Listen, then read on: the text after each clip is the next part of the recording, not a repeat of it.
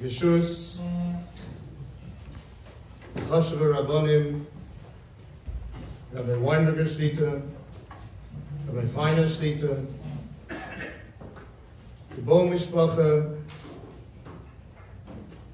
and dear friends of our Kehillah Kodesh Sibei.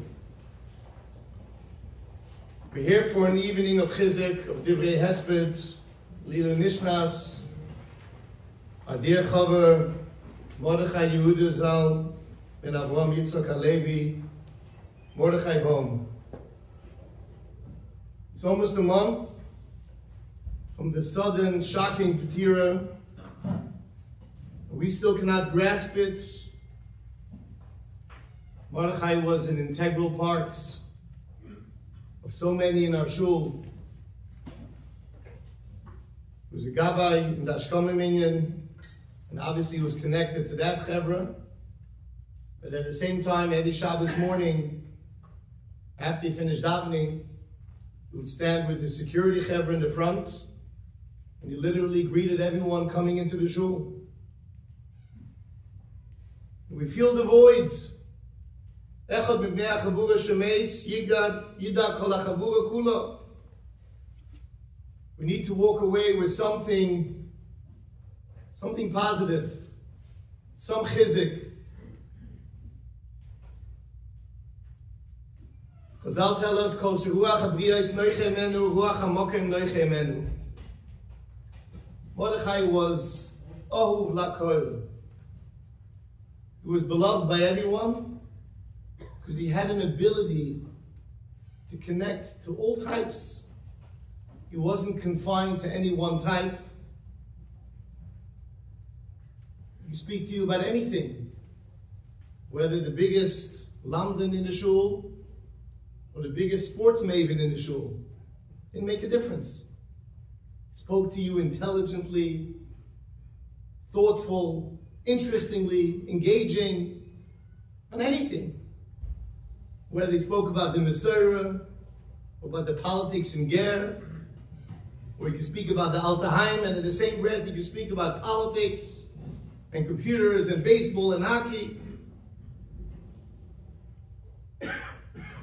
Somebody mentioned to me, he said every morning, every Shabbos morning, I'd come into Shul at 9 o'clock, came a few minutes early because Mordechai was there on the porch, schmoozed with him for a few minutes, and I started davening. We came on his mirrors, I needed to go out for a breather. So I went back out to the porch, and I spoke to Mordechai, continued the exact same point where we left off, and he was engaging everyone. Somebody said it was like fearing Tish on top over there on the porch. He had opinions about everything. He wasn't afraid to share it. He said it the way it was, always with a neimus, with a pleasantness, never condescending. And you listen to what he said. Why was that? What midah did he have? I think 2 points. Titein emes liYaakov, chesed lAvraham. It was an ish emes. It was real. A certain way of looking at things, whether he saw this in his home, his upbringing, the way he thought about things.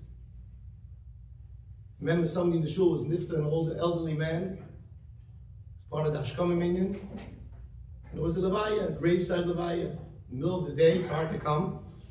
Of course, Mordechai was there, but levaya. And it bothered him afterwards that not enough people came. So he went on the chat, and he let it out. He said, what is this? Where are we coming from? He said it was such a neem, such a pleasantness. It was real. Everybody accepted it. He was a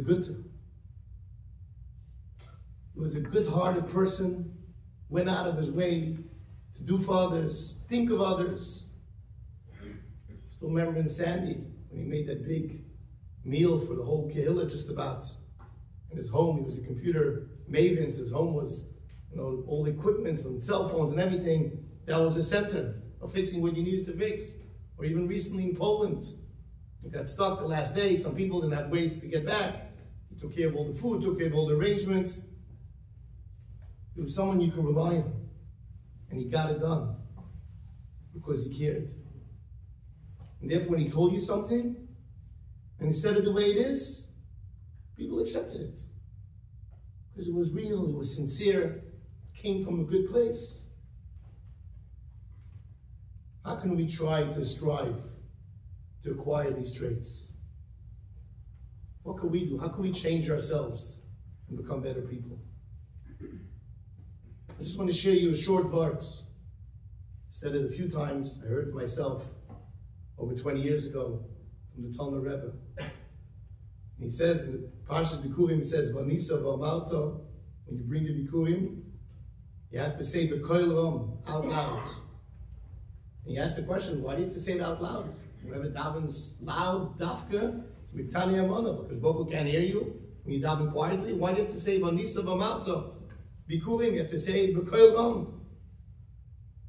The Talmud Rebbe said then, he said, because imagine this farmer when he sees his first crop, and he has that excitement, and he's jumping from joy, and he's screaming, he's telling everybody, and he's saying "B'koil ram" how proud he is of himself, and how proud he is of his produce and the fruit of his labor.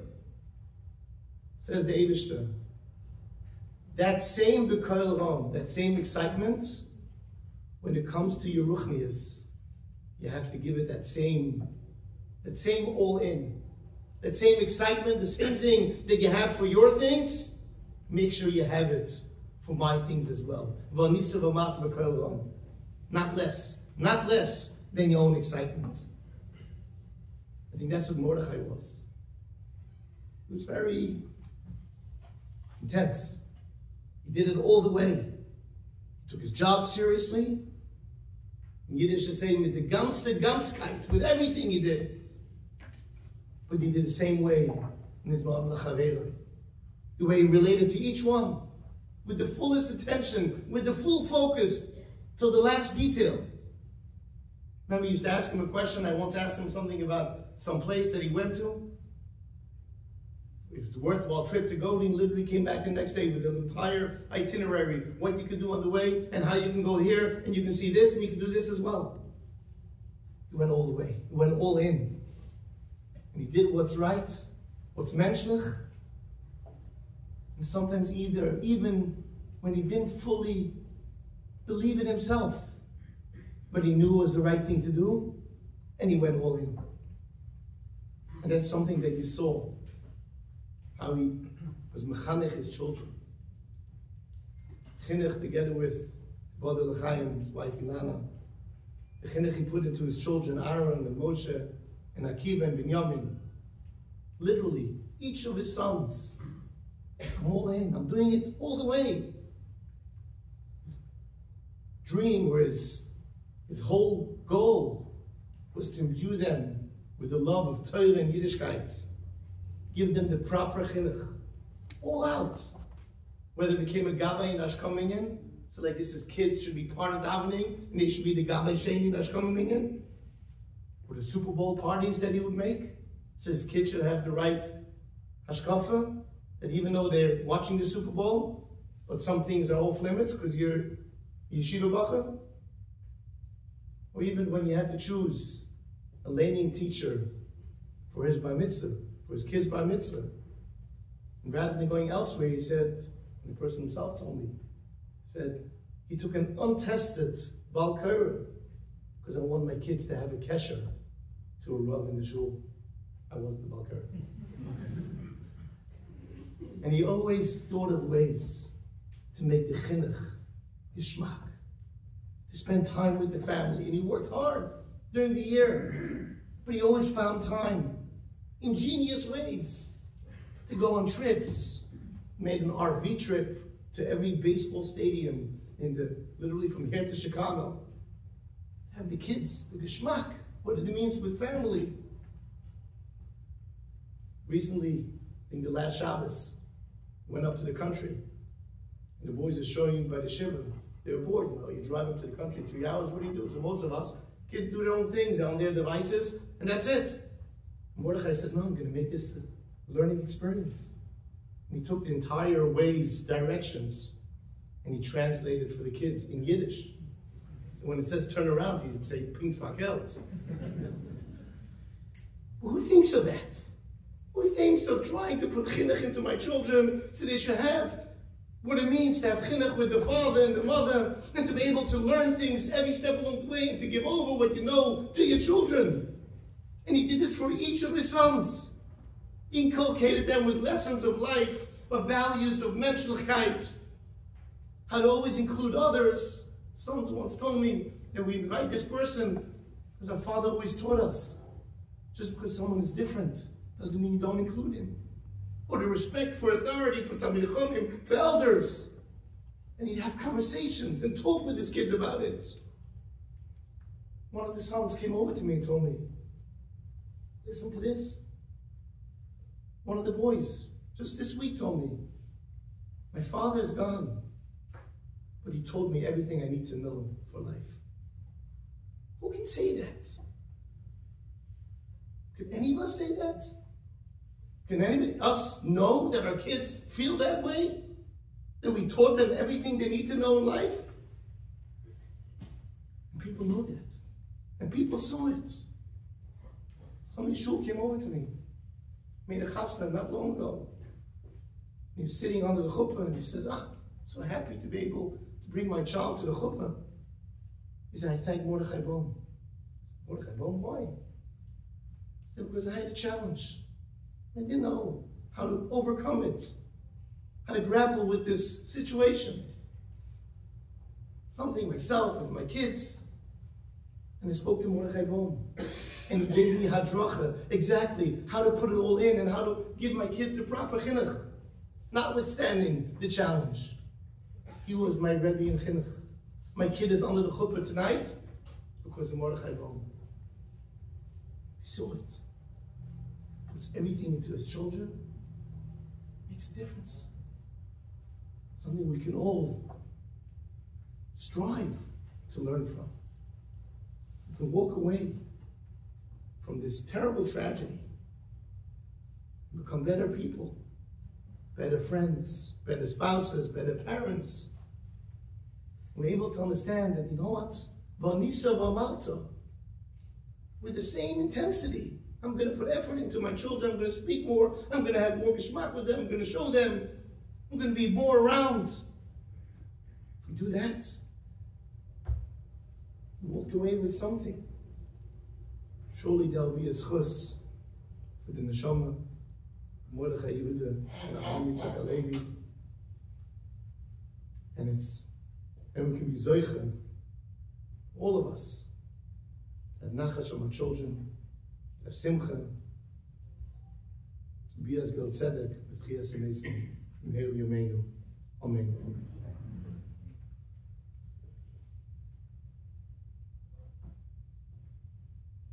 As I thought about this night of Chizuk, I thought to myself, who could we have speak from the neighborhoods, give us the Chizuk, how we can overcome, or we can become stronger because of it, or in spite of it. And I thought of two chashuva Talmidei Chachamim, Rabbanim, or leaders in our community. Firstly, it's my distinct honor to introduce Yedidi Vahuvi, my dear friend, a guy of Eytan Feiner Shlita, Mardasa of the White Shul. Not only is he a fantastic speaker, world-renowned, he's molei teichen, full of substance. I'm always wowed and inspired by his ga'inus. Baki b'chol chadrei HaTorah, literally. And I call upon him when I need an idea or a question, and we discuss. And above all, his Yiras Shamayim, his Ben Adam L'Chaveiro, his care, his dedication, his devotion, not just to his Kehillah, but to every organization that he's involved with, and every individual that he comes across with. Therefore, I figured it's only natural that this evening I would turn to my good friend, Rabbi Feiner Shlita, to give us drasha, to give us direction, to give us chizuk, how the mishpacha, how we can emerge from all this. V'yesa se'es, v'yesa az. My greatest covet to introduce Rabbi Feiner.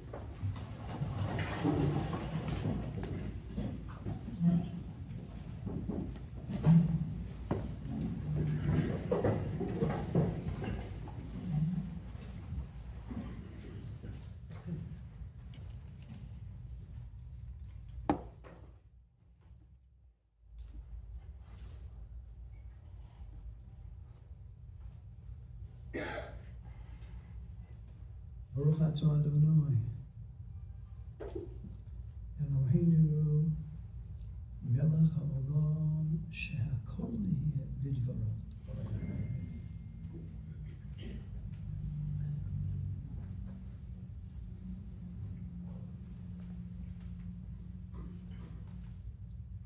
B'shus, Yidin nafshi hanitzmad, Bekiras levavi, going Yachoshev Mordechai Shlita, and the Yedidus Naaman I cherish, the Sichas, Talmud Torah and Sichas Chula, that Be'etzem is all Torah I cherish. This Choshev Kehila Zoichet to an unbelievable Rav, and you should have Nachasuach from one another. Obvious God tzedek and vayta be'eza Hashem Yisbarach.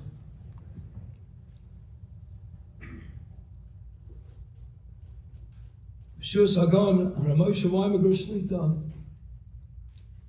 More of Rabbi Isai and Befrat, this Choshva Mishpocha Hayakara V'nechmedad Ma'oid.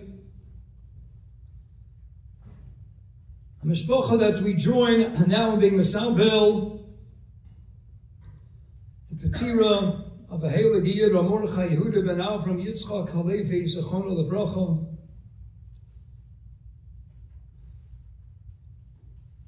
who has left behind a very special and dear Shishchayil Ilana, and their truly special sons Aaron, Moshe, Akiva, Binyamin, Yevodu L'chaim Tovim L'Sholom. L'kushta de Milsa L'fi Emes, I didn't have the schus of knowing Mordechai personally, but I've had several conversations already with Yachoshev Mordechai. I read about the Mordechai as well, and what comes to mind is the Heilige Radomska that the first Shlomo and his Ramazei Purim.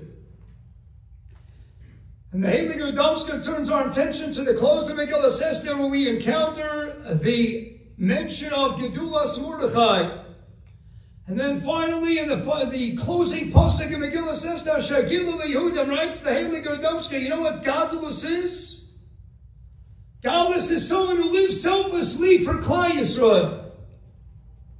HaKoholich Achrachisim, as the Gemara Brachos Yud Beis of an Aleph relates, and when we turn fast forward to the end of Megillah Esther, we close out the 10 prokim that comprise the Megillah. And how do we walk away? You know what Gadlus is? Gedulas Mordechai, someone who dedicates his entire life as Ometzias. Asher Gilu Yehudim, as we just heard Yomor Nasser Shlita point out, quoting Rav Chanina ben Dosa, and Perkei Avos and Perek Gimel Mishnah Yud Gimel, Kol Sheruach Habrias Noiche Himenu, Ruach HaMokam Noiche Himenu, and this was an individual, a Choshev ben Torah, and Emastika ben Ali, about whom we can honestly say, he tapped into etzem of what Gadlus is, the Gedulas Mordechai. Because he was able to relate Ish Asher, Ruach, Bo, to every single person, computers, Torah, sports, you name it. Was able to relate to Kol Ben Odom V'Odom. And he gave selflessly to his Eishachayil, his children, and to all of the Kehillah, and to everyone with whom he came into contact. That is Gadlus, and that's the Radomsker, not only in his Ramazei Purim, but the Radomsker in Pasha Shema Yisrael Torah. Vayirga Moshe, what is Gadlus? Someone who is Vayetze Yalechav, Vayarbus of Lysim Zok Rashi of Feiner Dalam Akom Nos and Eino Volibel Yosmeitz Arleim. Someone who is empathetic, someone sympathetic, who commiserated for everybody in need, who was there to relate, there to connect to every single person in an Eish Tzara, and likewise in his man of Simcha. And thus, when we turn to Koheles and Shlomo Melech, the Chochmi Kolodim tells us at the outset of Paragimel, and Paragimel, Posek Daled, Eis Sipon, Ve'eis Rekod. Where's the Os Lamed, the prefix of Lamed that expresses all these Eitan? The various Zmanim delineated by Shlomo Melech, 28 Zmanim, and Kamat, all of them. We have the prefix of the Lamed expressed as an infinitive. It's an Eis Lisko. It's an Eis Livnos, an Eis Lister. It should have been Eis Lispod. Of an Eis Lirkod. Famous kasha the Gra and so many others have dealt with. Writes the Gerebo, the Heilige Meriemes, Sekusa Yogin, Aleinu in his Sefer Hadikuta. Writes the Meriemes, where Rashi tells us Eis Sipod is a Zman of Bimei Ovel. When we come together to this Choshev of Beis Knesses, to this Mokum, when we come together on a Sunday night to be Misabel, the Heilige Nifter, Mordechai Yehuda ben Avram, Yitzchak, Halevi, Zechonu Levracha. We don't have to think, it's not an infinitive, it's not a Zman Lispod. Let's think, what should we say? What ought we to be thinking right now? We come together with a Staref, with the Ovel and the Bechi and the Demos and Choshev of Mishpachas Bo. We don't have to think about Lispod, it comes from Mamela. It's an Eis Sipod. The same way Lahavda, you go to a chasana, they announce Chosim Kala for the first time, and they emerge onto the dance floor. You don't have to think, oh, should I be focused on finishing my steak, my prime rib, my stuffed chicken? No, the second they come out, that's it. It draws you in. It's a magnet. It pulls you instantly onto the dance floor. And the entire ambiance of the room, it says, get out of your chair. You don't have to think about it. No turning on any figurative, metaphorical light bulbs. Instantly and instinctively, you just jump out of your chair. I have to join, and so too when you are misabel b'yachad, such a choshev heilige yid. Someone who is, as Rashi points out on that mission of someone is ruach habriyas noche imenu biyadua, that itself is the gilui milsa, that discloses to one and all that taka ruach hamakom noche imenu, the Eibishter loves him as well, and he finds nachas ruach. And Sichel Tov Be'enei Elokim Ve'odom. If he finds it Be'enei Odom, then you bet he has found it Be'enei Elokim as well. So when we come to share Divrei Hesped, Mila de Hespeda, we don't really have to think about much. It all comes Mamela.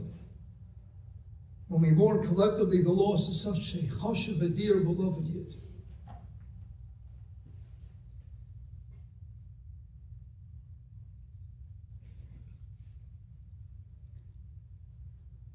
Allow me to share with you some words of Hesped that Moshe Shapiro Zecher Tzadik Levracha shared when he lost his daughter. Moshe Shapiro had a number of children. There was a daughter. His Talmidim have told me that he was particularly close with this daughter, a precocious child. Brilliant, and they connected on so many levels. She came down with a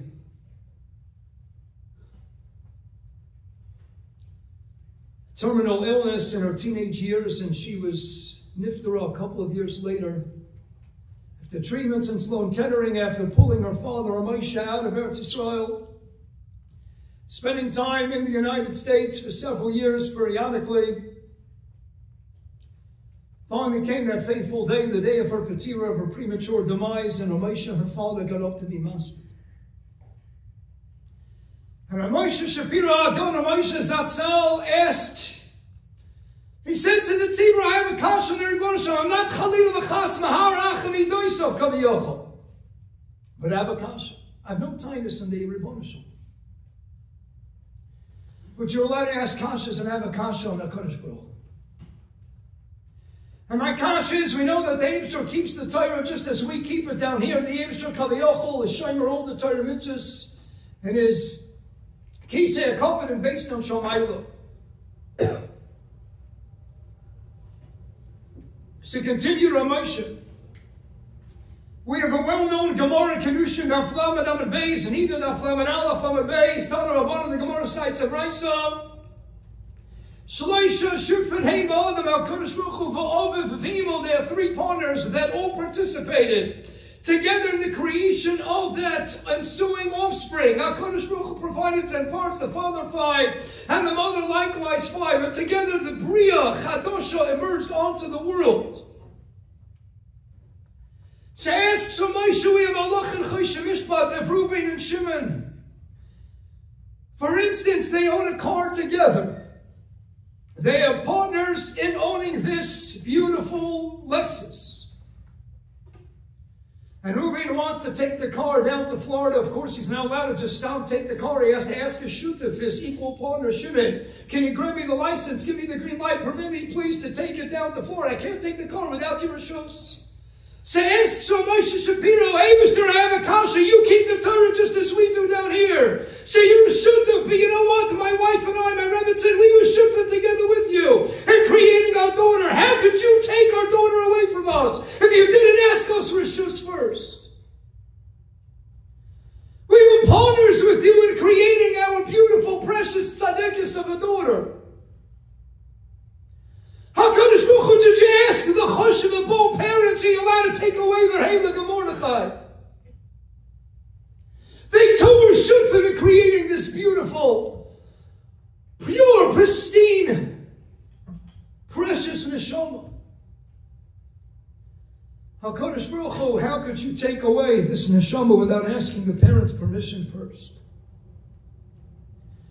And then Moshe Zatzal said, I'll answer my kasha. I came across a Tshuvas Rashba, where the Rashba writes that if you have Shutfim and Reuven, Shutef number 1 knows, Bevados l'chaluti, with almost certainty, that I'm going to take this car to a place, for example, the best Lexus car wash or repair shop in the world. And I know it's an umdana demuchach, it's guaranteed. I can't reach Shimon on a cell phone. But Yaduli, Bevados, Gemura, that Shimon, if he were to know where I'm taking this car, if he were to see the place where I am bringing that jointly Lexus, he would readily and quickly be masked that I can go in and take the car. Dr. Moshe Feiner, and must be that the Eibishter took our precious tzaddikus to Asai Mokom, and she has such a lichtige Gan Eden, such an unbelievable Gan Eden. Hashemaylo, that if we were to glimpse that Gan Eden for but 1 second, if the Eibishter would make us privy, we could just see it for 1 second, 1 snippet, 1 inkling of what her lifting Gan Eden is all about. We would say, first of all, that's where you bought it to say the Gama Wamasa. So you're right, the Eibishter didn't reveal that to us. But since HaKadosh Baruch Hu Kaviyach keeps Torah Seino HaKadosh, our Torah, his Torah, it has to be that he took our daughter to such a place that if we were to see that unbelievable Malcolm Gan Eden Shamayla, we would be masked and take it from beyond instantly. And that was the answer to Elisha's kasha. I think the Boehm parents, how painful and difficult it is. But Bal Korchach Tzar Chleimer, it has to be that way. That it's not shaya for HaKadosh Baruch Hu to take away Mordechai Yehuda prematurely. Unless he was bringing this Heilig Neshama to Azai Lichtig Gan Eden Shamayla, that the parents of all his Chaverim and Yedid and the Mishpacha HaYakara would but witness, would see, would catch but a quick glimpse of what his Gan Eden Shamayla looks like. And perhaps we could be solved the difficulty of his departure. The Ramban had a Talmud. Talmud was simultaneously a huge Talmud Chacham and Tzaddik Yesod Olam as well. Contracted a fatal disease, and it was nearing the end of his days. And the Ramban approached this close Talmud, the Talmud Muvik of his, and he says, when you go up to Shemayim, I know your Petira is near. And your demise is imminently approaching. I ask you, my beloved Talmud, I want you to present to HaKadosh Baruch Hu when you get up to the Kisei HaKavod. I want you to ask him the following 2 questions in Inyani Kabbalah, esoteric matters. Question number 1, I want you to present to HaKadosh Baruch Hu is the following. Question number 2 is Asai. And then I have a 3rd question. Rebbe, what's the 3rd question? I know you, my dear Talmud. You're an unbelievable Christ and Tzaddik. You're a major Talmud Chacham and Tzaddik. And Emes Hashem through and through. How is it that Hashem gave you such Yisur and Aram and such Chayecha? How is it that he's about to take you away at such a young age? And that was the mission, the tafkid, that the Ramban tasked his Talmud with. He says, I want you to come to me right after the Shiva. Comes the end of the Shiva, and the Talmud comes down to his Choshev Rebbe, the Ramban, in a dream. The Ramban turns to his Talmud and he says, Nu Yaakov, tell me what's the answer to question number 1. And the Talmud proceeds to give him the teretz to that kasha in Yoni Kabbalah. And kasha number 2, tell me the teretz. And Yaakov proceeds to give him the teretz that was in his skala, that was revealed to him in Gan Eden Shemayla. And then the Ramban says, tell me Yaakov, what's the answer to question number 3? It's Tzaddik and Tamachochem and Emes Kevin Hashem through and through. What'd you do to deserve such Yisur, and why did you die prematurely? And the Talmud was utterly reticent. And the Ramban turns once again to the Talmud of the Cholom Laila in the dream, and he says, Yaakov, I'm your Rebbe, and I'm asking you, tell me the teretz to kasha number 3. And once again, he is completely silent. So for a third time, the Ramban says, I'm your Rebbe, Yaakov, and I'm Etzavi you. What's the answer to question number 3? And the Talmud says, Rebbe, if you were to see what I now see, and you were to know what I now know, then and only then you would understand your question is not even a question, B'chol. There is no teretz to question number 3 because the question doesn't even get off the ground. But from your perspective, Ein Chanami, you have a kasha. But you should know, Rebbe, that where I am and what I see and what I'm privy to, I have no questions of the Ribono Shel Olam B'chol. Everything is set out in such clear, lucid fashion from the beginning of time until now. All the kashas I ever had fell immediately by the wayside when I got up to Gan Eden Shul.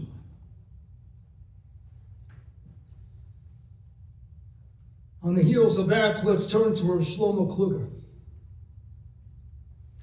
Shlomo Kluger in his drashas, he says, how do we understand Rabbi Akiva, one of the Asurim Gei Malchus? The one about whom we read in Menochos Chavtes and Rabbeinu Moshe Rabbeinu Kishala Moshe Lamoro. He saw a Heilige Yid who was tying on Ksarim to the Isios of Torah. And he said, Roy Shetinasi na Torah, you know, aims to worshiping me, you should have given the Torah I gave Rabbi Akiva. Rabbi Akiva, the Megillah Mukas writes, Ofanai Gimel up a Beches, the Chidah in 6 places. The Sircha Menachem in Medrash Plea was Masik Shar Chamishim, Shar Anun. Even Moshe Rabbeinu, Rosh Hashanah Chafal from base couldn't be masig that Dargis Chamishim of the Nun Sharibina, the Nun Shari Torah, Rabbi Akiva was masig Azai Madrega, and yet what? Masreka Shabazal, he met such a torturous death. The Malach Shari said, Zoi Torah, Zoi Schar Eivishter, how could you do this to Rabbi Akiva? Different Neschos in the Gemara Brochas, Tav Samach, Menachos Chavtes, in the Medrash Eila Eskara.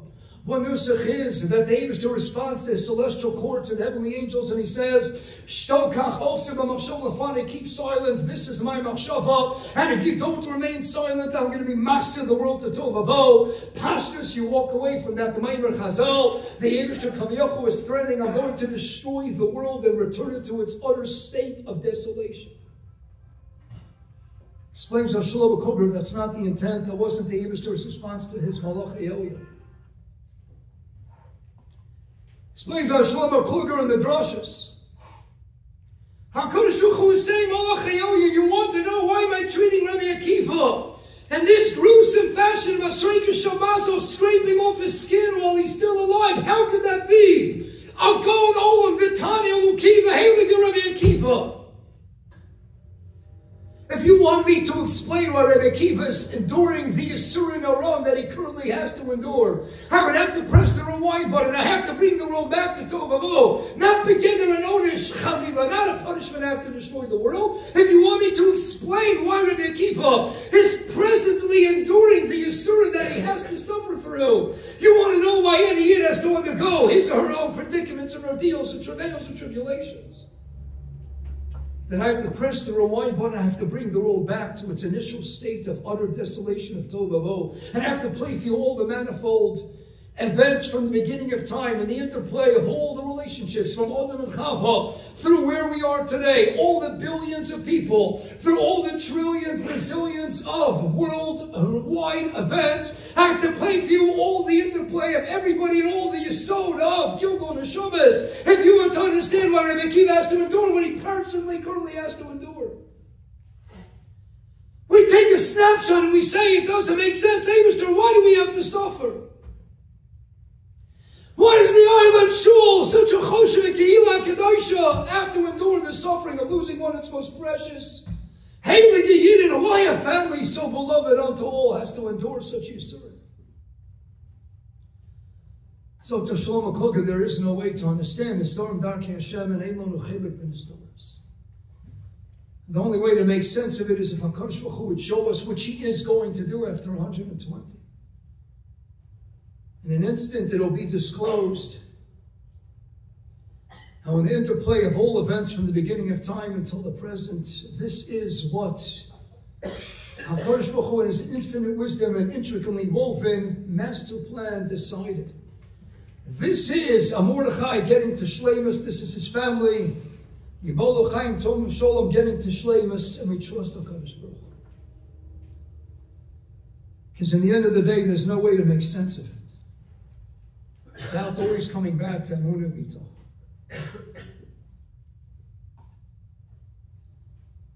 So let's now turn to the Choshev Mashpir Amaylech Pyramid Shlita. Amaylech said years ago, if we were to sum up the two questions that plague us incessantly throughout our lives, we could say that all the questions we have, they can be encompassed within the following two. Question number one is Lama. A Yid asks, we get up in the morning and we say, hey, Mr. Lama, why all the pain, why all the suffering? Why did we need all the pogroms and the crusades and the Holocaust? And on October 7th, and why do we need the 6 hostages getting killed? And the 3 boys years ago in Auschwitz Waxman? And why do we need the Heilige Mordechai taken from us and Tosha Peidal and Abishter? It doesn't make sense. Lama, why are you doing this? Why do we have to suffer so much throughout history? And Mahia, question number 2, Mahia, what's going to be in life?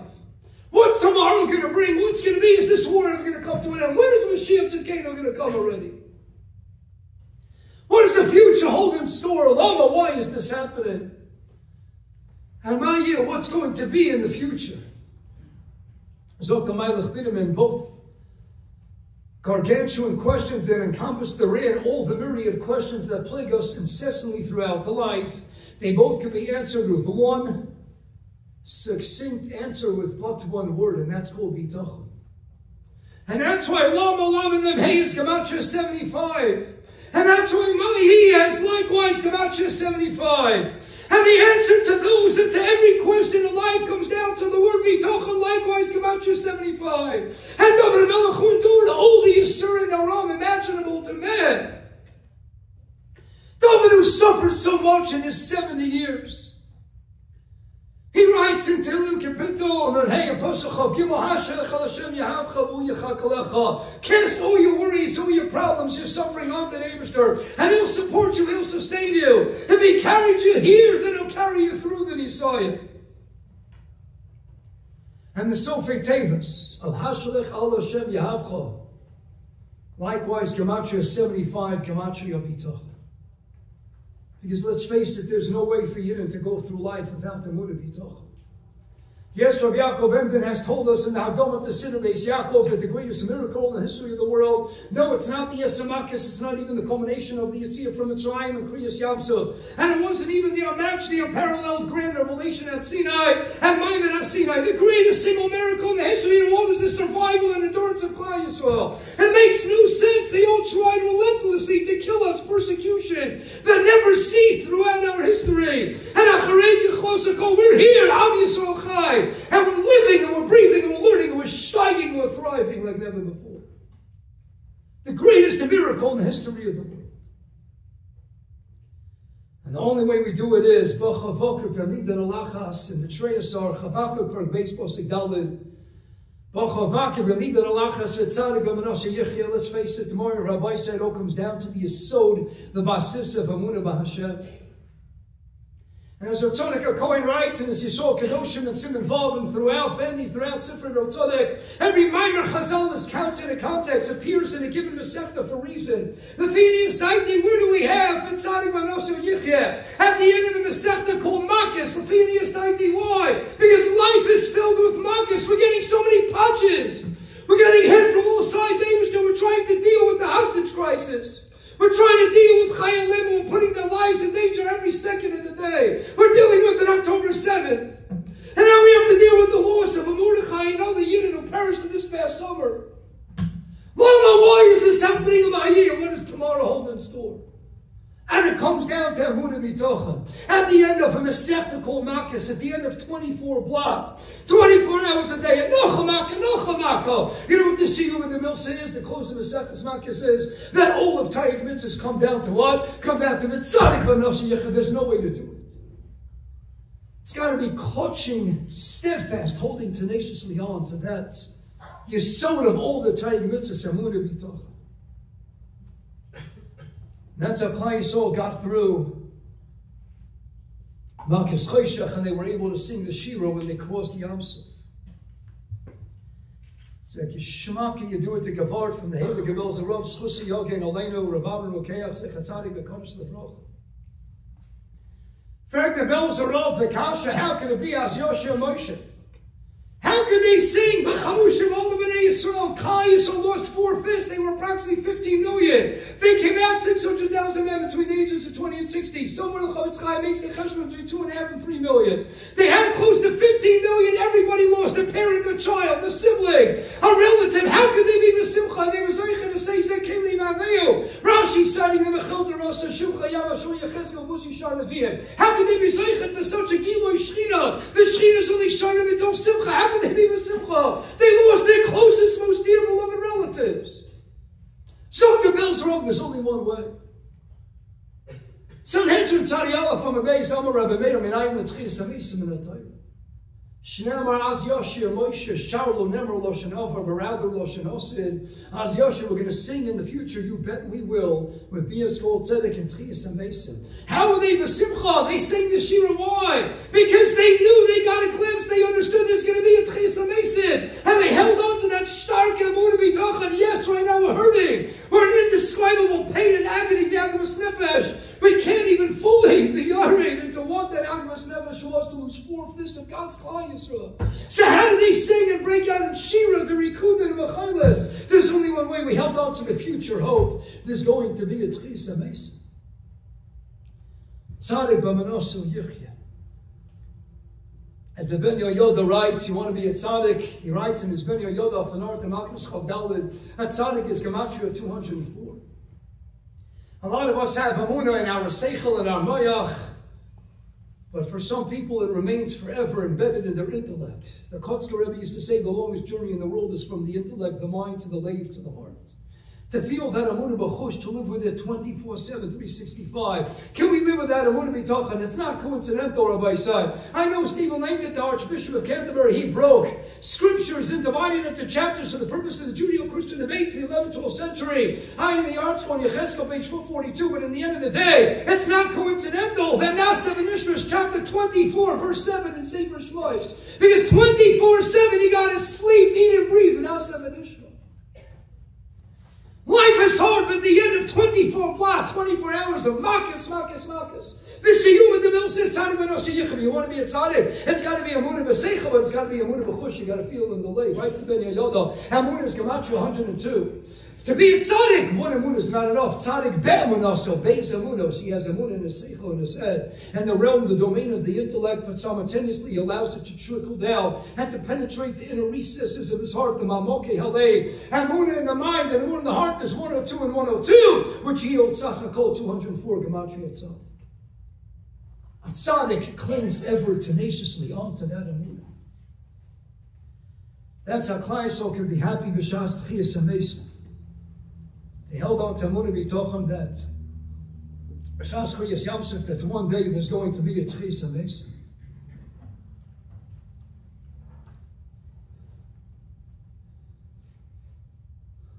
We walk away from that pasuk in Chavakuk, and we have to live with Amunah.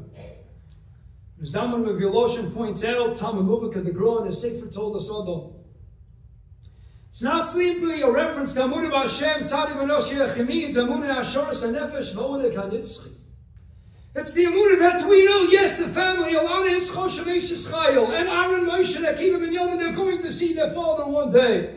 Hamez Hashem Yisboch with our Kayach HaTfilah, and our Koch HaTayra, and Agamilas Chasonim, we're going to bring about Mashiach Tzidkenu V'Karo. And in the hills of Yemos Mashiach, we're going to have Tchisa Mesa. And that's how we hope, because we know Nitzchi is Hashoras HaNefesh, he's around forever. He's in an unbelievable Gan Eden. If we would just say and get a glimpse for one moment, we would say, HaKadosh, now we understand it, and you could take away this Chosh of the Heilig and Neshama from his dear parents. And we could still go weiter in life, because we know his Neshama, his beautiful, pristine Neshama goes on the Netzach Netzachim. That's why the Mavra Yabok, Kadmon and Inoni Avelis points out the contrast, the stark hevdo between the Goyim and Klaiso. When we go to a kever, we know the Goyim, they place beautiful looking flowers by the grave. Flowers aesthetically pleasing to the eye, but they gradually decay, they wither and die. And in stark contrast and contradistinction to the Umas Olam, when we go to a Matzeva, we take an Evan and we place that Evan and put it atop the Matzeva. Same way the Maral tells us that the Torah HaKadosh was written on Luchos Evan engraved because it highlights its sense of permanence. So too the Neshama of Mordechai is around forever. We don't go and put the Prochim, they gradually decay. We take a stone that highlights Nitzchias on Neshama, the permanence, Evan, as the Sforim HaKadoshim write, and acronym Av Ben Necher, Eim Bas Nechta, continuity, Chotam HaShulashim, Hiri Yinotek, his Neshama is around forever. So just to close, we know we're going to walk out of this Choshev of Beis Knesset, Beis Medrash tonight, and we might still have those questions that plague us constantly of Lama and Ma'iyah. But as Ramaylich told us, the answer to them all is Bitachon. And yes, sometimes in life we need the Bitachon of security, as Ben Gurion told the Panovich Arav. We need more soldiers, we need to take people out of the Beis Medrash because we need Bitachon. And the Panovich Arav responded to Ben Gurion and said, you're looking at it as Bitachon with the Tav, Mila Ra. I don't want to live Mila Ra, I want to live Mila El. I pronounce it Bitachon. Yes, we need Bitachon, but Barosh Mishon, we need Bitachon, we need Amunah Bitachon. Bitachon 75 answers all the questions of Lama 75. And Ma'iyah 75. And the Sofer Tevis of giving it all over, putting ourselves and our lives in the hands of the Ribono Shel Olam. Hashalech Ol Hashem Yahavcha, Sofer Tevis 75, Gematria Bitachon. It's amazing Hashem Yisparach Mashiach Tzidkenu is coming soon. It's past Hanukkah on the heels of an October 7th. I was in Eretz Yisrael, I was visiting some Chayalim in the hospital, and I'll never forget that moment. We had a small chevron, we were there in a room with a total Chiloni soldier.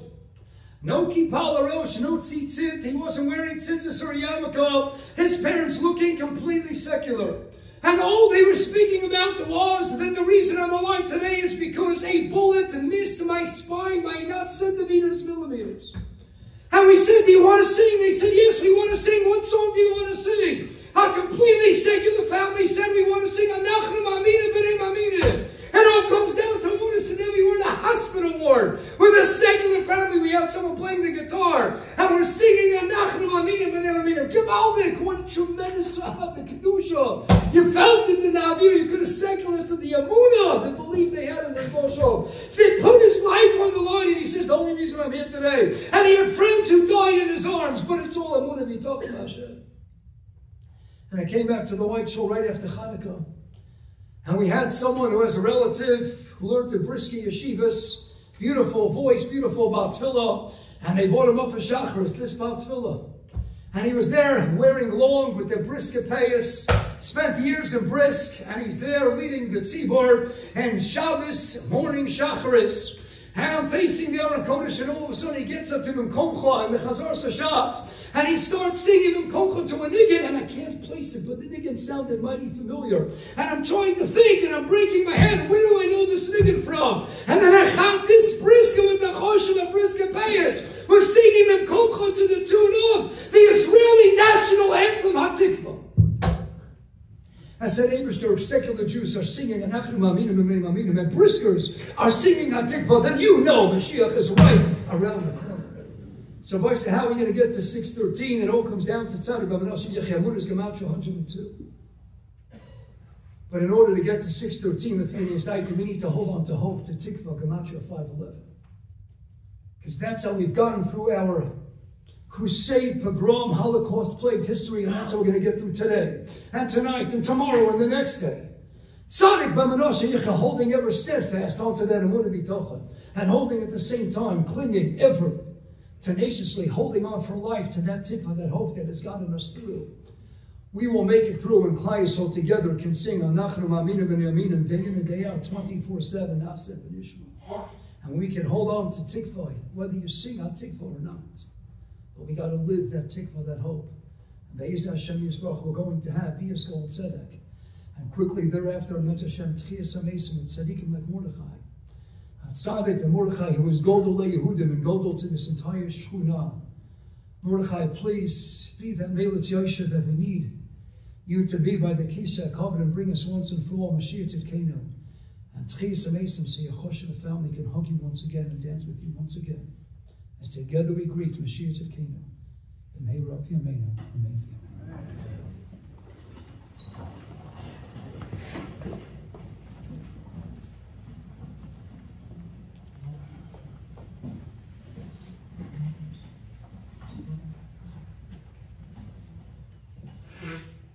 Thank you, Rabbi Feiner, for the tremendous words of Chizuk. I'd like to introduce now, with a tremendous kavod and ha'aracha, and appreciation, Agoyin Agadol of Moshe Weinberger Shlita. And I say appreciation, ha'aracha, because firstly, as a shul, we have a tremendous hakaras hatov. To Rabbi Weinberger, to the Rav Shlita. 25 years ago, our shul was not existent yet. We were part of Kilas Aish Kodesh. The founding members of the shul, regular Mispalim and Rabbi Weinberger. They decided they wanted a little bit of Aish, but a little bit of their own. They went to ask the Rav, what should we do? The Rav, with vision and foresight,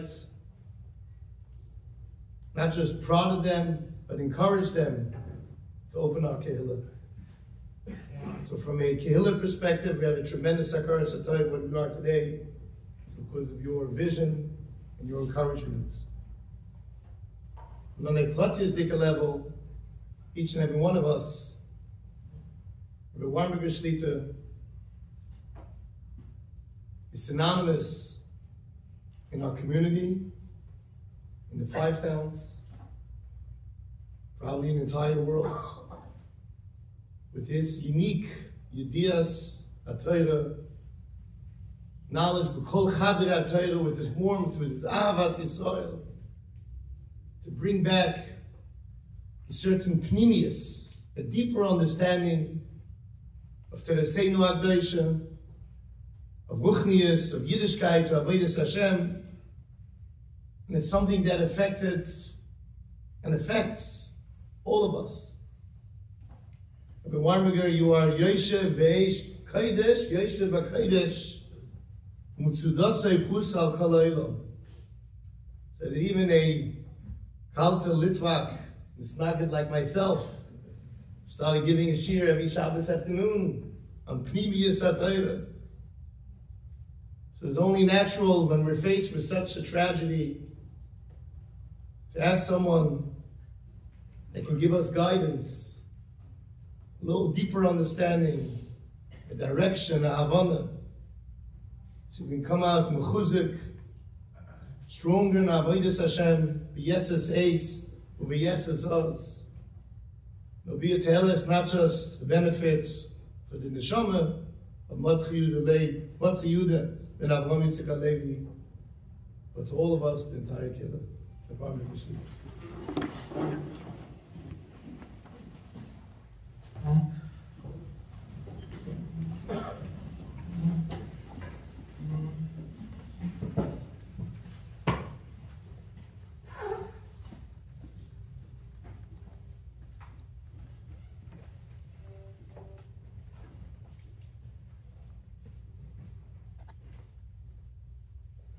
Just my dear friend and Mordas, especially dear friend of Feiner.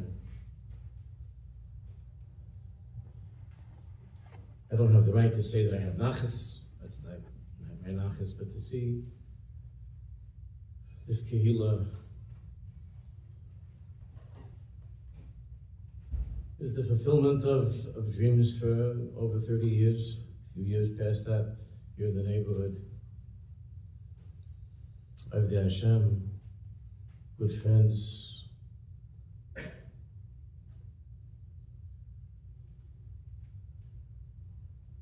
Didn't have the schus to know the dear nifter of Mordechai Yehuda. Only what the Rav told me a little bit about him. And one of the boys from our kehillah, who was so completely tzibrochen, his good friends, he's a good friend of the boys, and he was so tzibrochen. We were walking home together from Shul that Friday night after this tragedy happened, and he was sharing with me the beautiful Shabbos that he had in their home, and how special his friend's father was.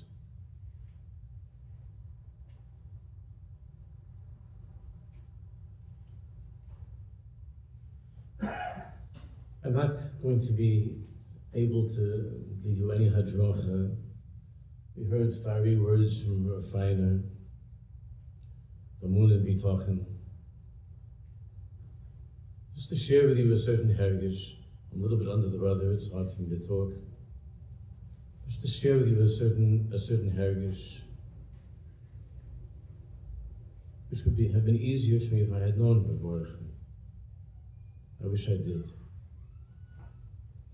I want to talk to the family, who I don't know, but to talk to the family and to talk to the Chaverim in a very, very simple way.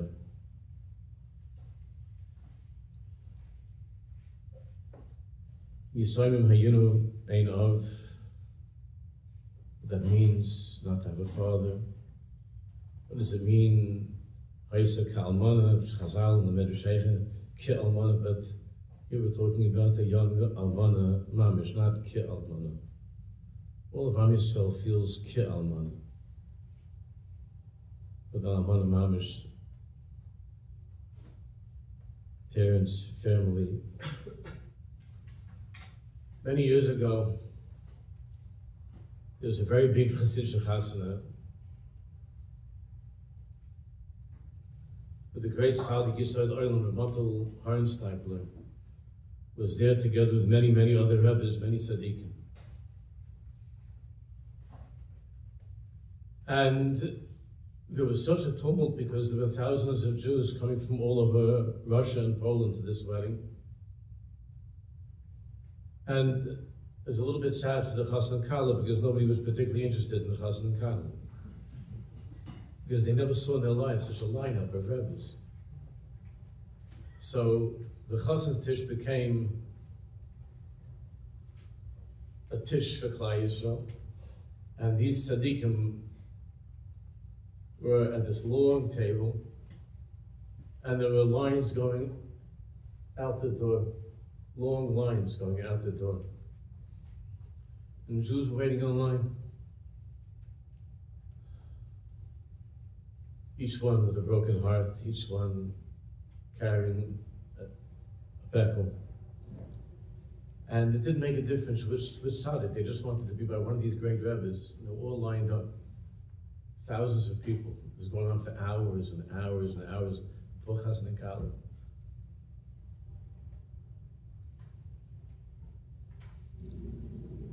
And this tzaddik, Ramatul Harnsteipler, was the son-in-law of the Rebbe Chaim Schus Yaleinu. He himself, Ramatul, was a Goin Oilam, a brilliant Talmud Chacham, a tremendous tzaddik in Eytan Hashem. I'm sure you all know his descendants, the Tverskys from Pittsburgh, from Milwaukee, those wonderful tzaddikim.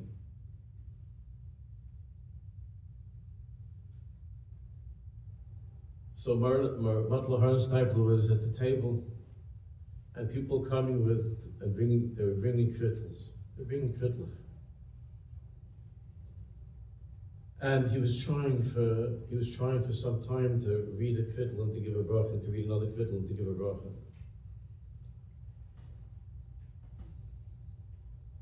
This was going on for a long time, and there was a pile of kvittel in front of him, a mountain of kvittel in front of him. And to the shock of the entire tzibur, the Harnstapler ripped open his coat, and he moved over his talus cotton, and he tore open his shirt, and he bared his chest in front of the whole tzibur. And he started to scream out, Rabbi Shalom, kick your rein in Harz. Rabbi Shalom, kick your rein in my Harz, take a look in my heart. Look in my heart, I can't anymore, I can't. The mountains of Kvittlach, I can't. Look around my heart, it's all in here. All the pain of Am Yisrael is in this place. In this gaping hole, he said, this hole that's inside of my heart.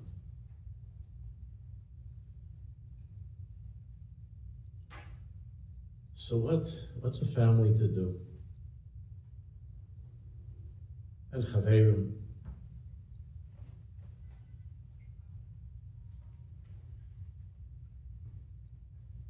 when you're tormented by this gaping hole, or the emptiness that comes with the loss of this Nairi Yid, this dear Jew, Mordechai Yehuda, what are you to do?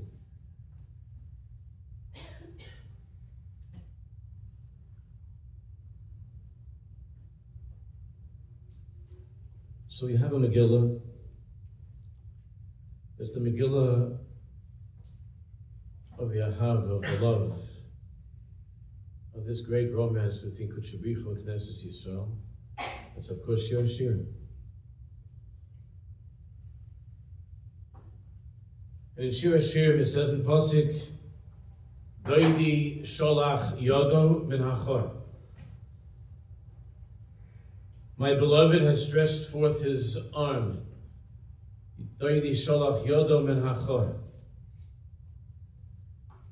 Hashem Yisborach, my beloved, is stretching forth his hand, his arm, into that hole, through that hole of the heart of the Jewish people. Doidi Sholach Yodo Min Hachor. Unless a person is able to take that hand, unless a son, a wife, a parent, a good friend is able to grab onto that hand of Doidi Sholach Yodo Min Hachor, that my beloved, to believe that the Rebbeinu Shalom, as Feiner was explaining the whole Midah B'Tachon, to believe that the Rebbeinu Shalom, to be able to see the hand of a Kodesh Baruch Hu somehow going through that hole in the heart of the Aronstapler, and that hole in Ilana's heart, and the children's hearts. You know, the first Levaya in Torah, and we have a cloud from the Tzaddikim, Reb Tzaddik often cites this, that when something is mentioned for the first time in Torah, it means it's the yesod of that whole thing. If you want to understand what that really means in Pnimius, you have to search for the first place it's mentioned in Tanakh. So the first Levaya that we have in Tanakh is V'yova Avram Lisbert L'Sara Olav Kaisa. That Avraham Avinu came to cry over the death of Sarah Imeinu. Now we can't imagine the love that was between those two. Remember that Avraham Avinu is the Midah of Ahava, he's the Merkava, he's the chariot upon which that Midah of God's infinite love came into this world. So anything that you and I love, Avraham Avinu loved infinitely. His whole Metzius was Ahava. The Gemara tells us in Bava Basra that when Rabbi Banar went to measure the Maras Machpelah as far as the Kahanim and so on, to know exactly where things began, where they ended. He didn't just find Avraham Avinu and Sarah Imenu's place of rest, but he described something that we don't understand. But he saw that Avraham Avinu and Sarah Imenu were embraced, were holding each other in that world. We don't know what that means.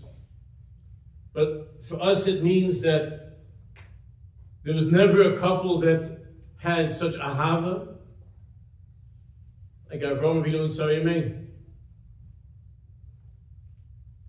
And that means that when it says in Pasuk, "V'Tomas Sarah b'Kiryas Arba Chevron," that Sarah Imenu died. You know that Sarah Imenu died because of the unbearable pain. The different cases in the Medrash, but the unbearable pain of a child who almost died, of Yitzchak who was almost taken by the Akedah. Until they kach that the Piasetzner, the Aish Kodesh writes that Sarah Imenu was crying to Hashem, and she gave her life up to say to Hashem, "Don't test us in this way, Rabbi Shalom. Even if the child survives, even if somehow he makes it and he gets off the Mizbeach, even if he comes out of Gaza and he comes back from the north, please, Rabbi Shalom, don't test us this way. That to live in that suffix of Kim'at, of my son almost died. My child could have been taken from me." And she gave up her life, even though she had the strength to continue. The Bais Ephraim says that she gave up her life as a demonstration to Kodesh Baruch Hu, as a protest to Kodesh Baruch Hu. The Jewish mothers can't wait up at night, fearful that there's going to be in the morning a knock on the door of a soldier, or to get a phone call.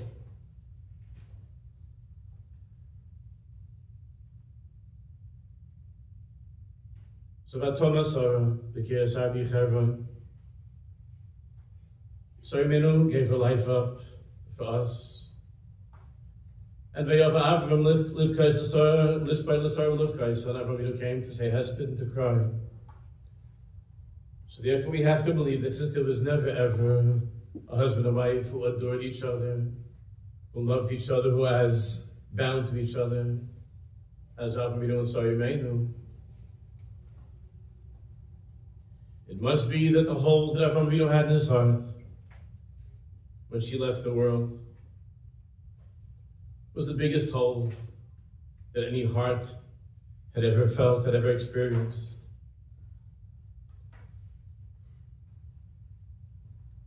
But the Pasuk says right afterwards, "V'yokem Avram al pnei Mesa," that Avram Avinu stood up. V'yokem Avram al pnei Mesa, that Avram Avinu stood up. Lord, later when the Shiva ends, I'm sure some of you unfortunately have experienced sitting Shiva. When the Shiva ends, it makes us a Yom Kikula. That means that the Shiva is completed by the morning after Shacharis. And the custom is for the Rav or whoever is there to turn to the Avelim, Lo Aleinu, who are sitting, and to say, "Stay, stand up, get up."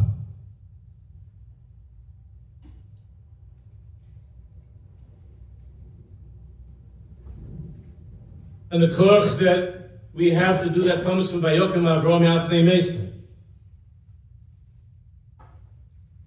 And the koach that we have, that I saw in my own home, that my parents, after the Milchama, after the Holocaust, losing everybody in their families, the V'yokem of my father, the V'yokem of my mother, and the Jews that I saw around me,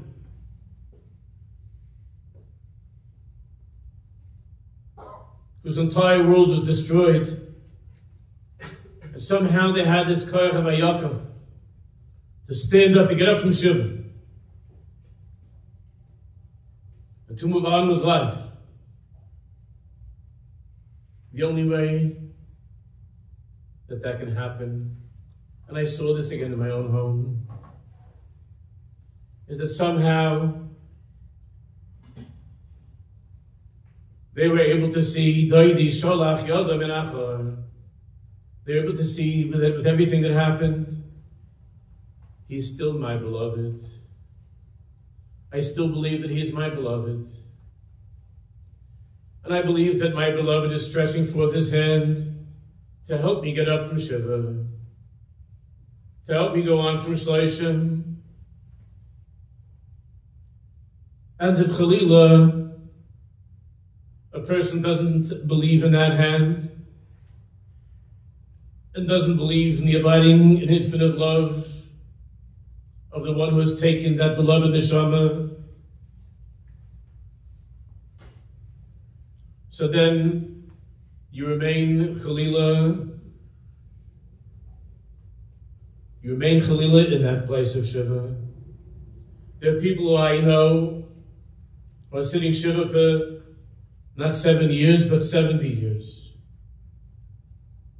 And I saw Jews like that, and no one can understand, and no one can explain what they went through.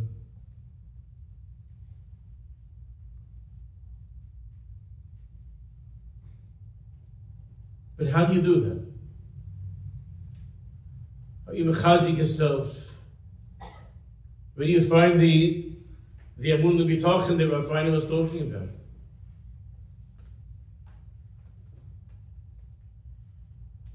So long ago, the Navi said, "B'mistarim tivke nafshi." B'mistarim tivke nafshi means that HaKadosh Baruch Hu says that you're not the only ones who are crying. V'chol tzirosum leitzar, lay with a vav. There's a kriya and there's a ksiv. And HaKadosh Baruch Hu himself is Kalam Miroishi, Kalam Yisrael, Kalam Miroishi. Even though we don't understand what that means, because every one of us feels like saying, you can end this suffering. But as Feiner was explaining, that's a cheshbon that goes back to the beginning, and we don't understand. But we believe that the pasuk says, "B'mistarim tivke nafshi," that Hashem has a hidden place. B'mistarim tivke nafshi. And Hashem says himself, and in that hiding place, I am crying. I'm crying over the tzaras of the churban. I'm crying over the personal tzara of this family. B'mistarim tivke nafshi. So the Gemara in the first paragraph in Chagiga asks, how could it be that Hashem is crying? It says in pasuk, Oyis v'chedva b'mkayim. Oyis v'chedva b'mkayim means that with Hashem there's only joy. Oyis v'chedva b'mkayim. So what does that mean? B'mistarim tivke nafshi. Oyis v'chedva b'mkayim. So the Gemara's answer is mysterious. And the truth is, there's a difference between Rashi and Rabbi Chananel there on the Gemara of how to explain this answer of the Gemara. The Gemara says, Ho b'bate gavoy, ho b'bate baroi, which means that when it says in Pasuk Mistarim Tivke Nafshi, it says Hashem is always happy. Here it says Hashem is crying. The Gemara says, Hababate Gavoy, Hababate Baroi means that on the outside, the Bate Baroi, Hashem seems happy. It's a beautiful day today, it was a beautiful day. You get up in the morning, you look outside, the sun is shining, there are children playing, the world is beautiful, Hashem is conducting his world, Olam Kimin Haga Noyeh. It's a gewaldige world. And anybody who has eyes can see that Hashem is smiling. But that's the Bate Baroi. So the Oiz V'chedva is on the outside. But Hashem has this place that's called Mistarim. He has this hiding place. where Kivyachal he runs away a little bit from the sunshine and the beauty of the world that he made, and he goes into that hiding place in Mistar Tivka Nafshi. At that place he's crying.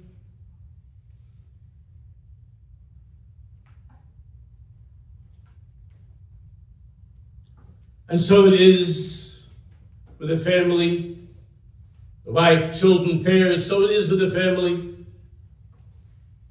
Life goes on. There was Shiva, now there's going to be Shloshim. And everybody will continue on with their lives, remembering and feeling that permanent hole in the heart from which Mordechai Yehuda was taken, and that hole that it leaves in the heart that will never, ever, ever close.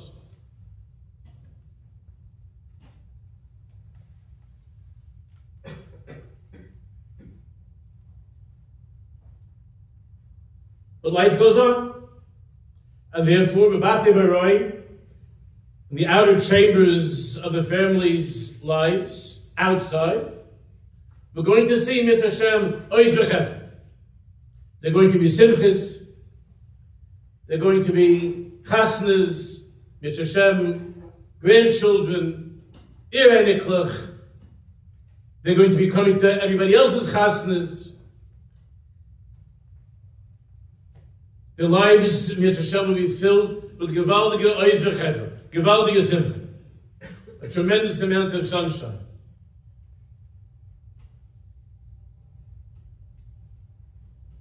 Now I was talking, I don't know if you know that there's this Tzaddikus Hadass Lowenstein, you know what I'm talking about?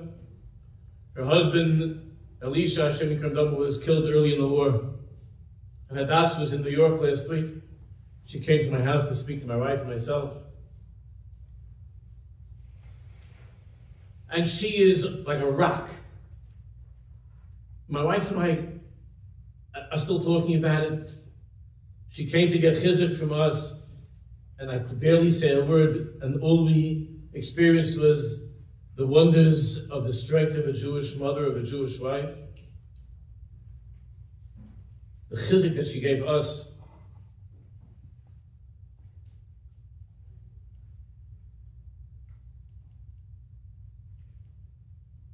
And my wife said about Hadass, and Hadass said, look, she didn't use the words of the pasuk, but she said, "B'mistarim tivka nafshi." She said, I'm getting pretty good at this. And I go around and I give speeches. I'm a soldier, I'm a chayalet, you know. I give chizuk to the whole world. And what do you think is at night when I'm by myself? You think I don't cry? You think I haven't stopped crying?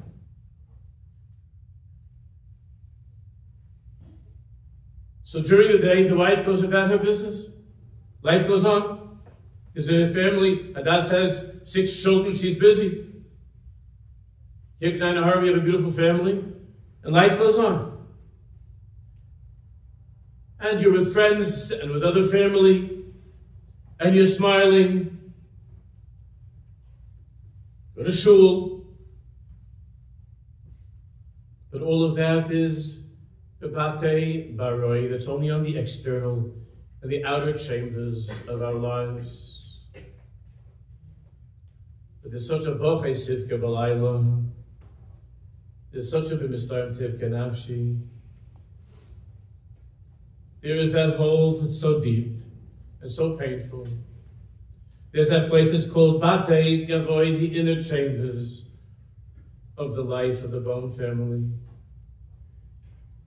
And even those of you who are dear friends, who are close friends of Mordechai Yehuda, and certainly the Rav who told me how much he loved Mordechai. And there's a hole that's there. And there's the B'mistarim Tivka Nafshi. Even though the Batei Baroi could everything goes on, and Oilam to Minhag Noyeh, but the Batei Gavoi of life in the inner chambers of life. I remember around 15 years ago, so I was talking by Yiska, and my father, Zechron Levracha, was there. And my father was a person who I think maybe only 2 or 3 times in my life did I ever see him cry. And it was for just an instant.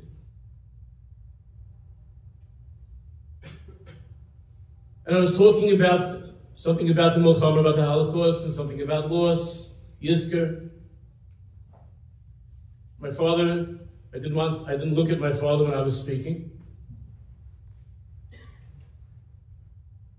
And then when we came home, my father went to the basement, and he didn't come up for Kiddush for the Suda. It was completely uncharacteristic of him. And my mother said, Moshe, go downstairs, Daddy's downstairs, go see if he's okay, what's going on. And I went downstairs, and this is the one of 2 or 3 times I saw him crying. And I sat next to him, and he said to me, Moshe, my parents were killed 75 years ago. And you see me as somebody who's so strong. My brothers were killed, and you see me as somebody that's so strong. But there isn't a day in my life that I don't think about them. There was the day in my life that inside of me, in the batik of who I am, that I'm not crying.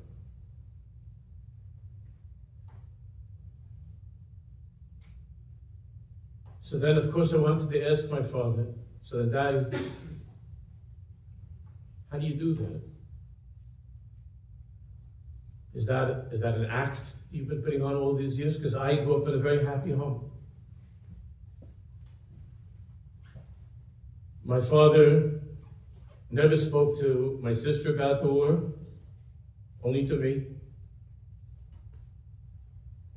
My mother, Michlal, didn't speak about it. She also never ever agreed to go to Yad Vashem or any other Shavai Yom HaShoah memorials. She said, I don't want to go to these things. I lived myself through it. I don't need it.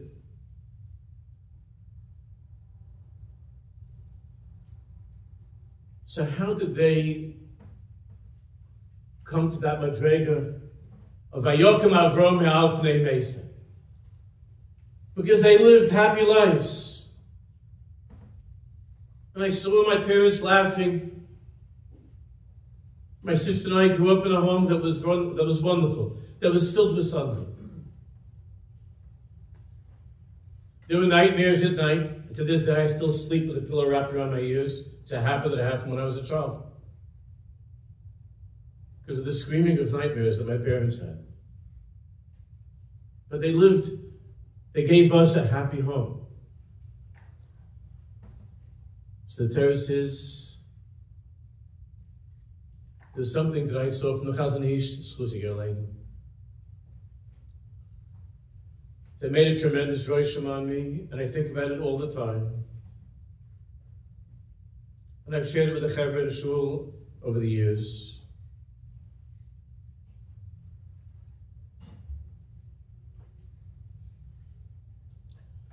You know, the Chazon Ish wasn't only the Gaon of the generation, really of generations. The Chazon Ish was a Chiddush. It would have been a Chiddush in any generation.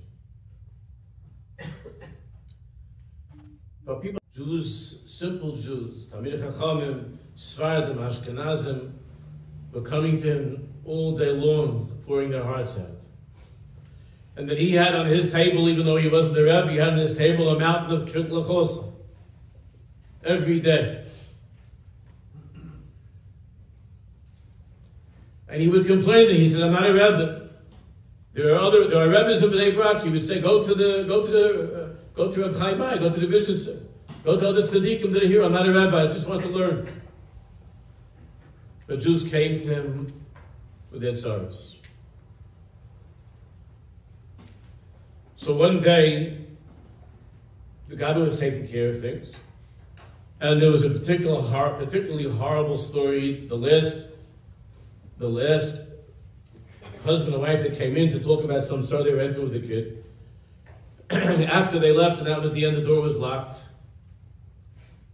So the Gabbai saw that the Chazon Ish, right after that family, the parents left, right afterwards, the Chazon Ish just open up his Gemara and continue learning the sugya that he was learning in the morning.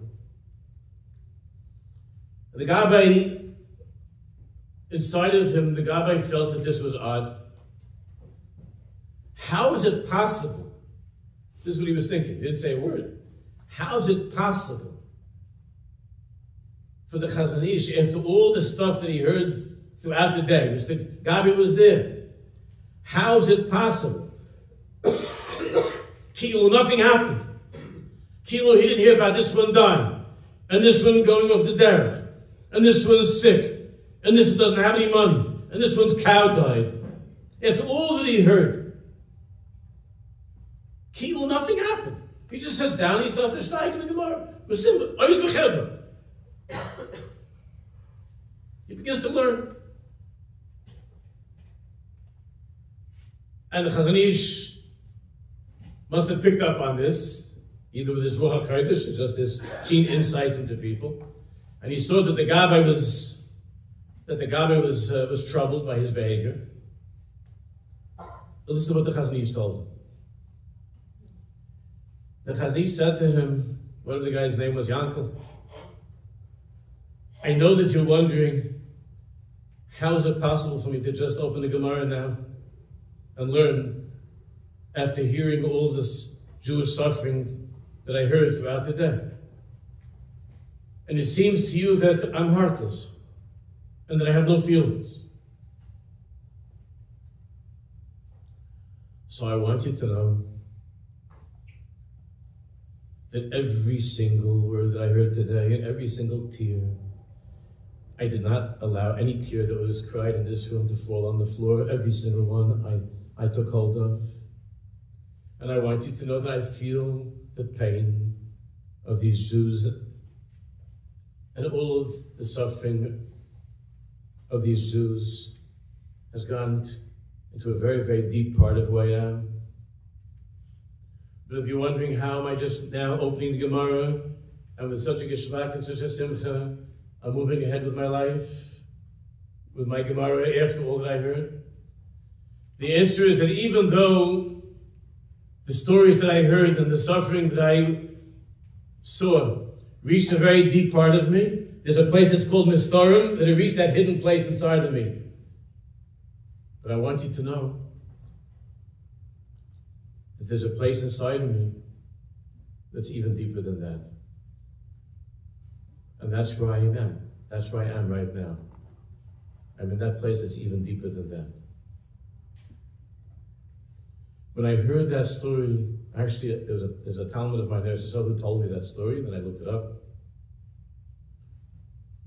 I finally was able to understand my father in the basement. My father, Zechron Levacha, who lived the life of Aish v'Chedva v'Mkaimai. In the Batei Baroi, there was laughter and there was joy.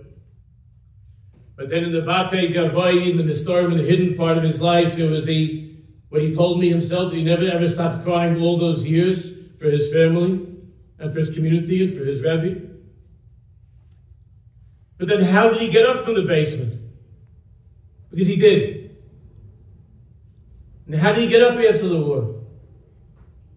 Because the Chazon Ish said that there are Jews, but they're able to find within themselves a place that's even deeper than the Mistarim that's crying. And that's the place that Feiner was talking about. That's a world of Tzaddik B'Manosa Yichya.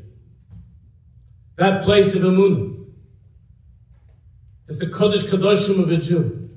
Again, I don't know the family, please be marchel me. But the only way that you're going to be able to get up from Shiva, from Shloshim, from the year, and the only way that you're going to be able to continue on,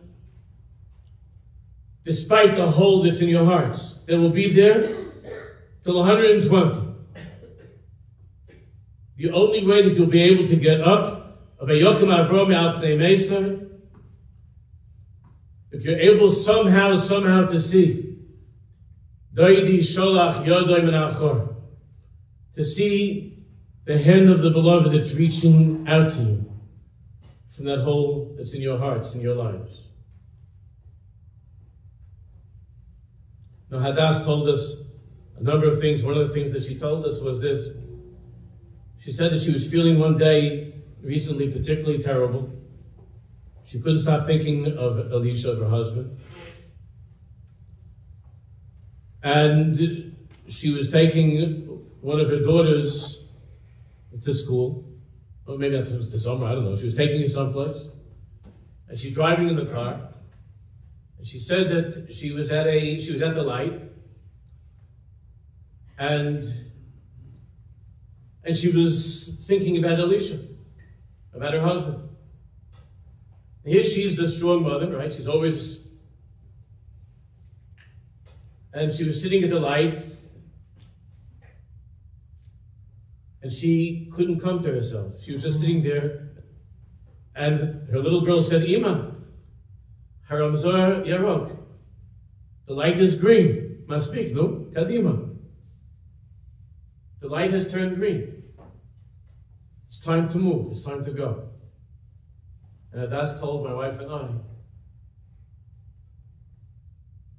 that Hashem sent those words into the little girl's mouth. When the little girl said, Ima, the light is green. You're never ever going to forget Abba. None of us are ever going to forget Abba.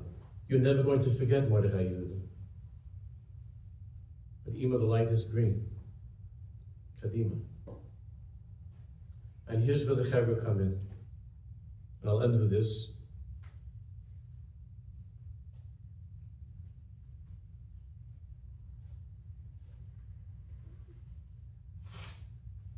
There was a great tzaddik by the name of Rabbi Eisner, of God, Rabbi Eisner. This Rabbi Eisner was a verbrennter Ger Chassid. He was the mashpia in the Chidush Harim Yeshiva in Tel Aviv.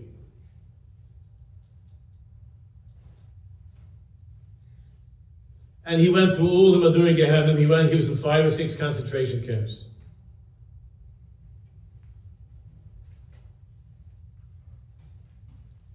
And once on Purim, Toiv Lev HaMelech B'Yayin, when Rabbi was drinking a little bit with the Hasidim,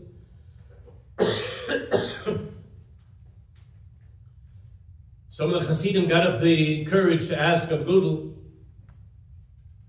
how did you survive? What gave you the strength to continue? Where did your Vayokim come from?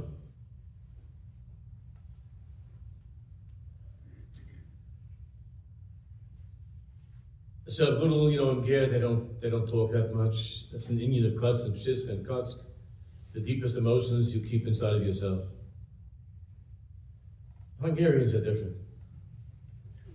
I'm a Hungarian. But the Polish have a different mahalach. But I was Purim, and Ketayv Lev HaMelech B'Yayin, and Rabbi Eisner said, I'll tell you. He said the name of the last camp that he was in, I don't remember. And he said that the war was already ending. We saw the planes, American planes, we heard there was noise, things were happening. And we were in this last camp, and we didn't know if we'd be able to survive, whether the Germans were going to kill all of us on the spot. But we saw that the Germans, Yamach Shemam, were very, very busy trying to cover things up and move things around. We didn't know if they were going to just leave us there and run. They were going to kill us. We didn't know what they were going to do. But there was a big commotion.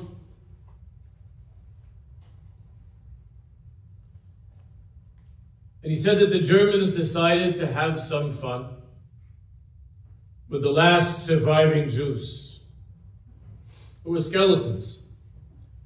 And the fun was the following. The Germans were going to move away from the front, to retreat with their trucks, their cars, their motorcycles, whatever. They're going to retreat from the front. And the next stop they had to get to was around 14 kilometers away, where they were going to meet up with some other unit, running away from the Americans or the Russians. The fun they were going to have was the Jews were told that they're going to have to run. They're going to run. The Germans will go along in trucks and the Jews are going to run. Anybody who stops is shot. Anybody who falls down will be shot. And those who make it will make it, and will allow them to live another day. So Gudel said that this was an impossible challenge. He said we could barely walk, let alone run. And we knew where the next stop was. They told us the place. But they lined them all up, and the Germans gave the order, and Gudel said that we began to run. And from the very beginning, after 30 seconds, people are falling. We hear shooting and screaming and shooting and screaming. And there's another few minutes of Gudel's trying to go on. And all around, so I think altogether around 150, 200 of them. And everywhere people are falling and people are getting shot all over. And Gudel said to the Chevri, he said to the Chassidim, that I just came to that point where I couldn't go on anymore. And I decided I was going to stop. And I was going to say a kriyish where I could, and to meet my family in Shemayim and my rebbeim in Shemayim, and I was done. I couldn't go on. And I was about to say kriyish to slow down. And all of a sudden, from the back of the line, I still don't know, he said, I don't know who that was. I heard somebody scream out, good life, life. He saw that I was slowing down, and he screamed out, good life, run. Good life, run. And with good life, I said, I don't know how that worked. I don't know why. But somehow that schrei, that scream, good life, that somehow it kept me going. I don't know if he survived. I don't know who it was. I didn't dare turn around. I just kept on running. And from the 150 guys that started out, he said there were only 11 of us that survived.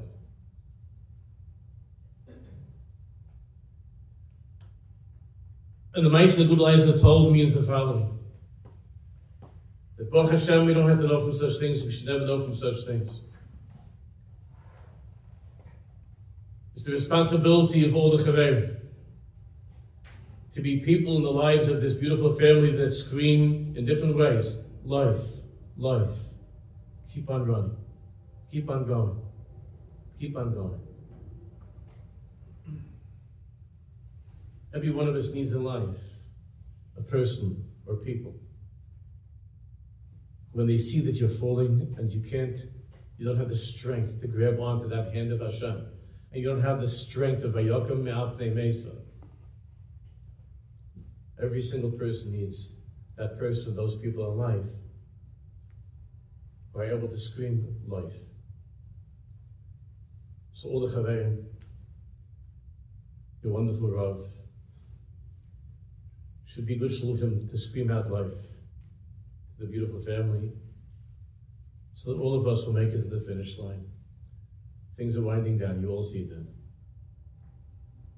All of us in Hashem are going to make it to the finish line. And we get to the end of this unbelievable marathon of history. When we get to the end line, see the face of Mashiach Tzidkenu, we're going to be zeichen with Hashem for that time.